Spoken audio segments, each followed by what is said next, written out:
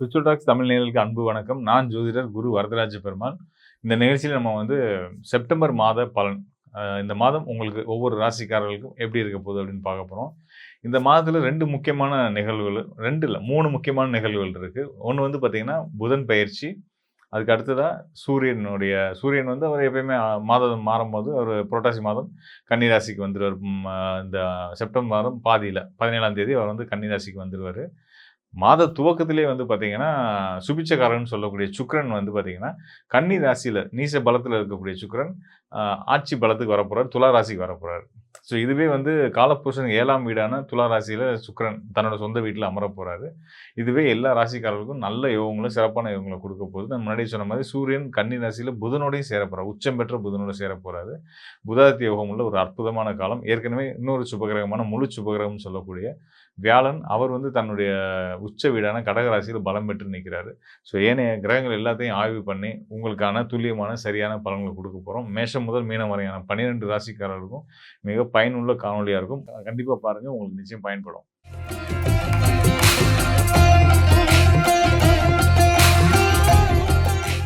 அன்பார்ந்த மரியாதைக்குரிய சிம்மராசி அன்பர்களே, உங்களுக்கு இந்த செப்டம்பர் மாதம் மிக சிறந்த செல்வாக்கையும், மதிப்பையும் உயர்த்தக்கூடிய ஒரு அற்புதமான காலமா இருக்க போது. காரணம் என்னன்றத நான் சொல்றேன். அதுக்கு முன்னாடி இந்த மாதத்தோட கிரக நிலைகள், கோச்சார நிலைகள பத்தி நான் உங்களுக்கு சொல்லிடுறேன். உங்க ராசிக்கு லாபஸ்தானத்துல செவ்வாய். அதாவது செவ்வாய் பார்த்தீங்கன்னா, உங்களுக்கு பாக்கியாதிபதி. உங்களுக்கு அதிர்ஷ்டங்கள அள்ளி குடுக்கக்கூடியவர்.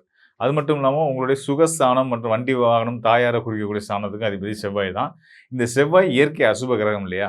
இவர் லாபஸ்தானமான 11ஆம் இடத்துல இருக்க உபஜய ராசியில வெற்றிக்கு உதவக்கூடிய ஸ்தானத்துல இருக்கிறதுனால, நிச்சயமான முறையில இந்த மாதம் முழுமையா செவ்வாயால உங்களுக்கான ஆதாயங்கள் உண்டு. செவ்வாய் என்னென்ன வகையில ஆதாயங்கள குடுக்கும் அப்படின்னா, சொத்து, மண் சார்ந்த விஷயங்கள், விவசாயம், சகோதர உறவுகள், பங்காளி உறவுகள், இவங்க சொத்து விஷயங்கள் இதிலெல்லாம் நல்ல விதமான ஒரு உங்களோட அனைத்து போராட்டங்களுக்குமான வெற்றியையும் செவ்வாய் குடுப்பார். போராட்டக்காரகனே செவ்வாய் தான். நான் சொன்னேன் இல்லையா? பங்காளி விஷயங்கள், சொத்து விஷயங்கள், விவசாயம், மண் சார்ந்த, நிலம் சார்ந்த பிரச்சனைகள் இது எல்லாத்துலயும் நல்ல தீர்வ செவ்வாய் குடுக்க தயாராயிட்டாரு. ஸோ நிச்சயமா கிடைக்கும். அதுக்கு அடுத்ததா பார்த்தீங்கன்னா, உங்களுடைய ராசிக்கு யோகாதிபதி 5ஆம் இடத்துக்குரிய யோகாதிபதின்னு சொல்லக்கூடியவர் யாருன்னா, குரு பகவான் ஆண்டு கிரகம். அவர் கடக ராசியிலேயே தொடர்றாரு. உச்ச பலத்தில நிற்கிறாரு. ஸோ நல்லது. அதுபோல சனி பகவான் அஷ்டம சனி. அஷ்டம சனின்னு நெறைய சிம்மராசிக்காரர்கள் என்ட்ட புலம்புறாங்க.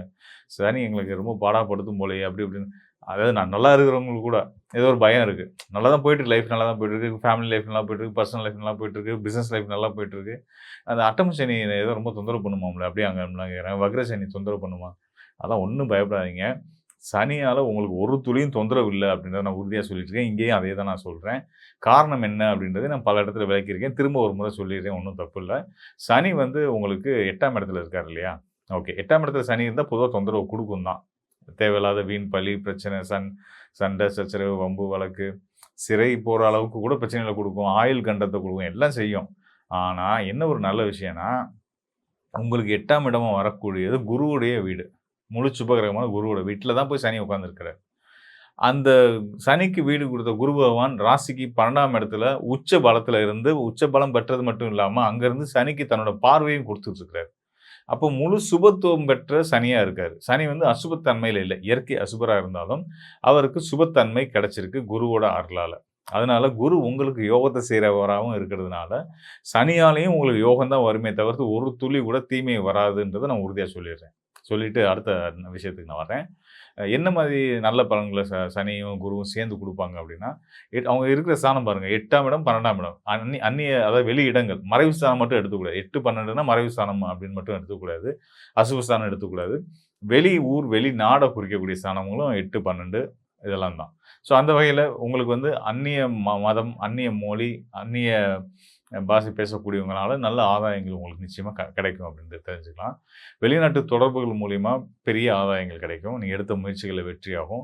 குறிப்பா சொல்லணும்னா, இந்த எக்ஸ்போர்ட், இம்போர்ட் துறையில இருக்கவங்களுக்கு நல்ல முன்னேற்றங்கள் ஏற்படக்கூடிய ஒரு அற்புதமான காலமா இருக்கு.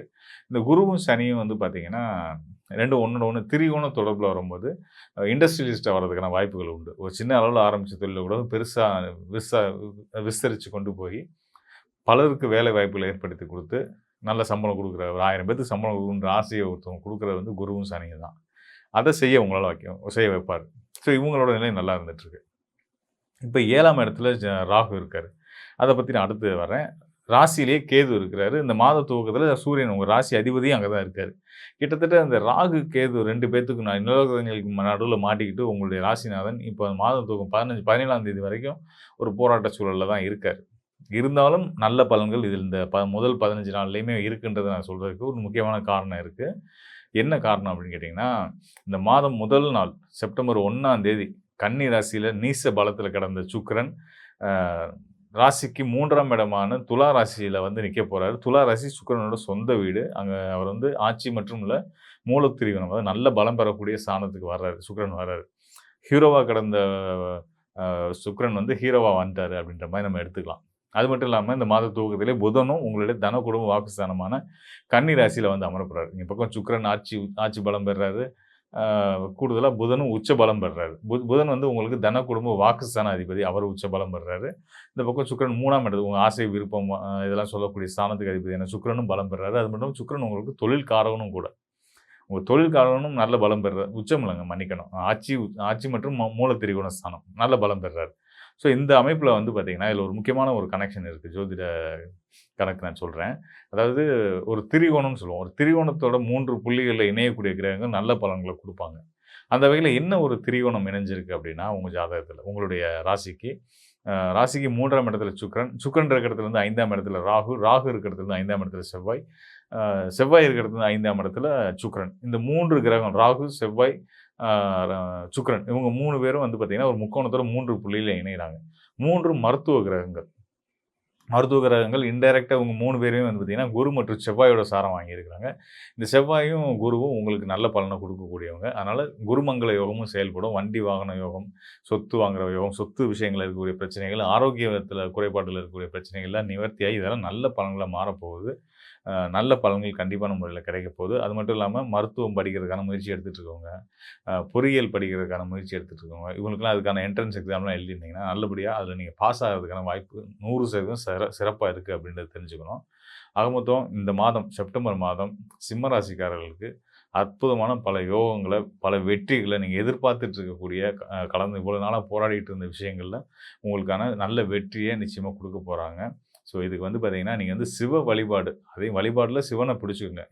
எந்த சிவனா இருந்தாலும் சரி, உங்க ஊர்ல இருக்க, உங்க வீட்டு பக்கத்துல இருக்க சிவாலயத்துக்கு வாரத்துக்கு ஒரு முறை எந்த நாள்னாலும் சரி போய் வழிபட்டு வர்றது உங்களுக்கு நல்ல யோக பலன்கள குடுக்கும். சிவன பிடிச்சுக்கங்க. ஈசன மறக்காதீங்க. ஈசன் உங்களுக்கு கருணை காட்டக்கூடியவர். ஈசனோட அருளால இந்த செப்டம்பர் மாதம் மட்டும் இல்லாம அடுத்தடுத்து வரக்கூடிய காலமும் உங்களுக்கு ரொம்ப சிறப்பாவே இருக்கும். உங்களுடைய அனைத்து முயற்சிகளும் வெற்றியாகும் அப்படின்றத உறுதியா சொல்லிக்கிறேன். மேலும் இந்த கோச்சார நிலைகள் ஒவ்வொரு ராசிக்காரர்களுக்குமே நல்ல யோக பலன குடுக்க தயாரா இருக்கு. அப்படின்றத நம்ம தெளிவா பார்த்துருக்கிறோம். அதாவது முக்கியமான காரணமா நம்ம பார்த்தது வந்து பார்த்தீங்கன்னா, புதாதித்ய யோகம் ஏற்பட போகுது. அப்புறம் குருவுக்கும் சுக்கிரனுக்குமான கேந்திர தொடர்பு ஏற்பட போகுது. வக்ர நிலையில இருக்கக்கூடிய சனி பகவானுக்கு குருவுடைய பார்வை கிடைச்சுக்கிட்டு இருக்கு. ஸோ இதெல்லாம் ரொம்ப முக்கியமான அமைப்பா இந்த மாதத்தில நம்ம பார்த்துருக்கிறோம். ஸோ இந்த குரு உச்சம், சுக்கிரன் ஆட்சி பலம் பெறாரு. இதுதான் இங்க வந்து ரொம்ப ரொம்ப ரொம்ப நம்ம ஒரு சிறப்பான இந்த மாதம் துவங்குற முதல் நாள்லயே ஸோ அதான் வந்து இங்க ஒரு சிறப்பம்சம். அதாவது சுக்கிரன் வந்து சுபிட்ச காரகன், மகாலட்சுமியோட அம்சம். அப்படிப்பட்ட ஒரு கிரகம் அதாவது சூனிய பலத்துக்கு போயிருக்கிறது வந்து, திரும்ப முழு பலத்தோட வந்து நிக்கிற மாரி வந்து நிக்கிறாரு. அப்போ வந்து நம்ம எல்லாத்துக்குமே வந்து பார்த்தீங்கன்னா, உலகளாவிய அளவுல எல்லாத்துக்குமே வந்து 2 குருவும், சுக்கிர குருவும் சரி, அ அசு இவரு நம்ம வியாழ குருவும் சரி 2 பேருமே பலம் பெற்று இருக்கிறதுனால, அ எல்லாரோட மனதிலயும் அமைதியும், சாந்தமும் நிலவும் அப்படின்றத நம்ம தெரிஞ்சுக்கலாம். அதன் மூலியமா பொருளாதார உயர்வும் ஏற்பட போகுது. பொருளாதாரத்தில இவ்வளவு நாள் நம்ம பல சிக்கல்கள, போராட்டங்கள பார்த்துட்டு வந்துகிட்டு இருக்கோம். விலைவாசி நாளுக்கு நாள் விலைவாசி உயர்வு. பல பிரச்சனைகள் இருக்கு. அரசாங்கத்துக்கும் மக்களுக்குமான போராட்டம், பிரச்சனைகள் இப்படிலாம் இருந்துட்டு இருக்கு இல்லையா? ஸோ இதெல்லாம் தணிவடையறதுக்கான ஒரு அற்புதமான காலமா இந்த செப்டம்பர் மாதம் முதல் நாள் துவக்கம் இருக்க போகுது அப்படின்னு தெரிஞ்சுக்கலாம். மேலும் வந்து இந்த அரசுக்கும் மக்களுக்குமான போராட்டம் அப்படின்றது வந்து இந்த மாதம் கொஞ்சம் தொடர தான் செய்யும்.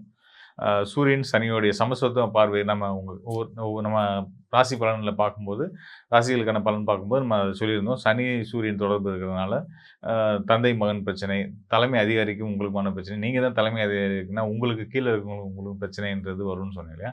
இது வந்து அரசாங்கம்ன்னு பார்க்கும்போது, அரசுக்கும் மக்களுக்குமான பிரச்சனை அப்படின்றது இருக்கும். ஆனா, இதுலலாம் 2 பேத்துக்குமே சுமூகமான தீர்வு கிடைக்கும்ன்றது தான் அந்த கோச்சாரம் சொல்லக்கூடிய ஒரு முக்கியமான விஷயமா இருக்கு. இதெல்லாம் தாண்டி கோச்சார பலன் அப்படின்றது வந்து ராசிய அடிப்படையா வச்சு சொல்லக்கூடியது. ராசிய தீர்மானிக்கிறது சந்திரன். மனோகாரகன் சந்திரன். அப்போ மனசுல நம்ம எத பதிய வைக்கிறோமோ, அதன் அடிப்படையில தான் வந்து நமக்கான யோக பலன்கள் கிடைக்கும் அப்படின்றத நான் சொல்லியிருந்தேன். நம்ம சொல்லக்கூடிய பலன்கள நீங்க முழுமையா நாங்க இல்லாத எதையும் சொல்லல. கோச்சாரப்படி ராசிக்கு இங்க இந்த கிரகம் இருந்தா இந்த பலன குடுக்கும். இந்த கிரகம் உச்சம் பெற்றால் இந்த பலன் குடுக்கும். உங்க ராசிக்கு 5ஆம் இடத்துல இவர் இருந்தா இந்த பலன குடுப்பாங்க. அப்படின்ற ஜோதிட விதிகளின் அடிப்படையில, கோச்சார அடிப்படையில உங்களுக்கான பலன்கள குடுத்துருக்கோம். இத நீங்க அப்படியே எடுத்துக்கணும். நம்பிக்கையா எடுத்துக்கிட்டு, அத மனசுல பதிய வச்சுக்கிட்டு, இதெல்லாம் எனக்கு கிடைக்க போகுது அப்படின்னு நம்பி, நீங்க வந்து செயல்பட ஆரம்பிங்க. நிச்சயமா உங்களுக்கு முழுமையான வெற்றிய கோச்சார கிரகங்கள் குடுக்கும் அப்படின்றத சொல்லிக்கிறேன். அது மட்டும் இல்லாம, இது மட்டும் போதுமா? கோச்சார பலன் பார்த்துட்டா மட்டும் போதுமா? அப்படின்னா நிச்சயமா கிடையாது. ஜோதிடம் சாஸ்திரம் வந்து பார்த்தீங்கன்னா, சித்தர்கள் நமக்கு எப்படி குடுத்துருக்காங்க அப்படின்னா, விதி, மதி, கதி அப்படின்ற அடிப்படையில குடுத்துருக்காங்க. அதாவது விதி அப்படின்றது நம்மளுடைய சுய ஜாதகம், லக்னம். லக்னத்தின் அடிப்படையில லக்னத்துக்கு ஏனைய கிரகங்கள் எப்படி இருக்கிறாங்க, அ ஆண்டு கிரகங்கள், மாத கிரகங்கள்லாம் என்ன நிலையில இருக்காங்க, அ பிளஸ் நமக்கு நடப்பு நேரம், தசாபுத்தி எப்படி இருக்கு, இதெல்லாம் பார்த்து நம்ம தெரிஞ்சுக்க வேண்டிய பலன். அதுக்கு அடுத்ததா மதி. சந்திரன் அடிப்படையில இப்ப நம்ம பார்த்தோம் இல்லையா? கோச்சாரம் அடிப்படையா. அதான் வந்து மதியின் அடிப்படையில. அது போக உங்களுடைய ஜாதகத்தில உங்க ராசிக்கு சந்திரன் உங்க ராசின்றது சந்திரன். சந்திரன் எங்க இருக்கிறாரோ, அவர சுத்தி ஏனைய கிரகங்கள் எப்படி இருக்காங்கன்னு வச்சு சொல்லக்கூடிய பலன். அதுபோக கதி. கதின்றது வந்து சூரியனை அடிப்படையா வச்சு சொல்லக்கூடியது. உங்களுடைய ஜாதகத்தில சூரியன் எங்க இருக்கிறாரு, அவர சுத்தி கிரகங்கள் எப்படி இருக்காங்க அப்படின்னு இந்த 3 விஷயத்தையும் எடுத்து தான் உங்களுக்கான துல்லியமான, சரியான பலன குடுக்க முடியும். இப்ப நம்ம இந்த காணொளியில பார்த்திருக்கிறது ராசி அடிப்படையிலான பலன். அதுபடி பார்த்தாச்சு. எல்லா ராசிக்காரர்களுக்கும் ரொம்ப சிறப்பாவே இருக்கும் அப்படின்றத நான் சொல்லிக்கிறேன். முழுமையான டீட்டெயில் தெரிஞ்சுக்க விரும்புறவங்க, அடுத்து ஃபர்தரா முக்கியமான ஸ்டெப் எடுக்கணும். நீங்க எதிர்பார்க்குற விஷயங்கள் நல்லபடியா நடக்குமா? நடக்காதா? இது செய்யலாமா? கூடாதா? இதெல்லாம் டீட்டெயிலா தெரிஞ்சுக்கணும்னா, இந்த டிஸ்ப்ளேல இருக்க என்னுடைய எண்ணுக்கு தொடர்பு கொள்ளுங்க. நிச்சயமா உங்களுக்கு நல்லதொரு வழிகாட்டுதல குடுக்குறேன். மீண்டும் ஒரு நல்ல நிகழ்ச்சியில நிச்சயம் சந்திப்போம். நன்றி, வணக்கம் நண்பர்களே.